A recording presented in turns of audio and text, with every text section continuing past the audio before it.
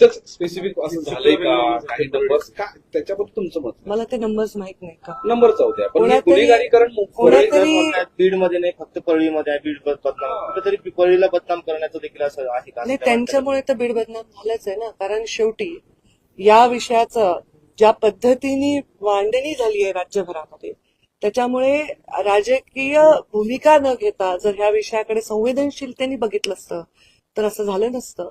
आम्ही बीडमध्ये राहतो आणि बीडमध्ये आम्ही रोज राहतो. एक महिला आहे, मी आज बीडमध्ये काम करते, एक महिला राजकारणी आहे. बीड ज्या जिल्ह्याने एका स्त्रीला नेता म्हणून स्वीकारलंय, खासदार राहिलेले आहेत तिथे, केशर काकू क्षीरसागर, रजनीताई पाटील, प्रीतम मुंडे, विमलताई मुंडेला पालकमंत्री राहिल्या.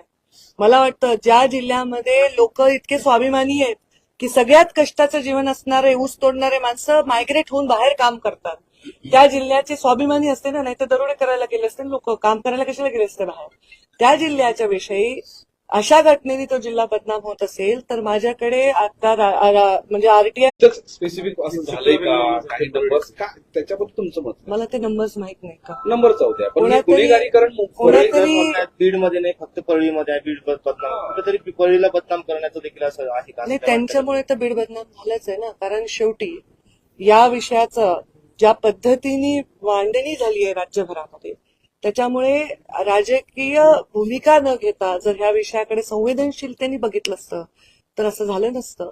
आम्ही बीडमध्ये राहतो आणि बीडमध्ये आम्ही रोज राहतो. एक महिला आहे, मी आज बीडमध्ये काम करते, एक महिला राजकारणी आहे. बीड ज्या जिल्ह्याने एका स्त्रीला नेता म्हणून स्वीकारलंय, खासदार राहिलेले आहेत तिथे, केशर काकू क्षीरसागर, रजनीताई पाटील, प्रीतम मुंडे, विमलताई मुंडेला पालकमंत्री राहिल्या. मला वाटतं ज्या जिल्ह्यामध्ये लोक इतके स्वाभिमानी आहेत की सगळ्यात कष्टाचं जीवन असणारे ऊस तोडणारे माणसं मायग्रेट होऊन बाहेर काम करतात, त्या जिल्ह्याचे स्वाभिमानी असते ना. नाही तर दरोडे करायला गेले असते लोक, काम करायला कशाला गेले असते बाहेर. त्या जिल्ह्याच्या विषयी अशा घटनेने तो जिल्हा बदनाम होत असेल तर माझ्याकडे आता म्हणजे आरटीआय